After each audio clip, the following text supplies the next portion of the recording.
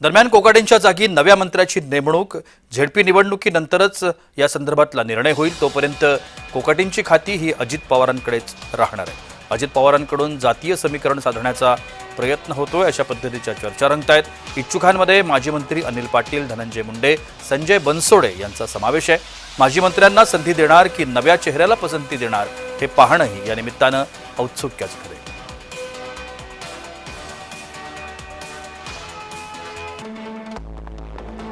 कोण कोण इच्छुक आहे बघा। धनंजय मुंडे, अनिल पाटील, संजय बनसोडे, प्रकाश सोळंके, संग्राम जगताप, सुनील शेळके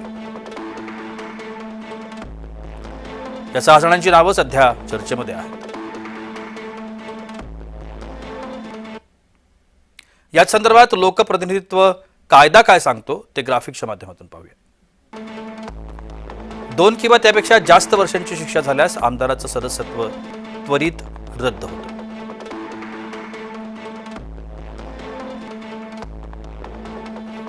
शिक्षेच्या कालावधीनंतर 6 वर्ष निवडणूक लढण्यावर बंदी घातली जाते।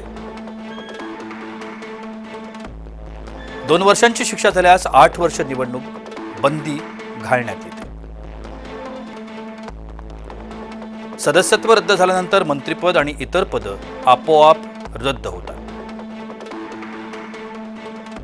दोषसिद्धीला वरिष्ठ न्यायालयानं स्थगिती दिल्यास सदस्यत्व वाचेल, शिक्षेला स्थगिती मिळून उपयोग नाही।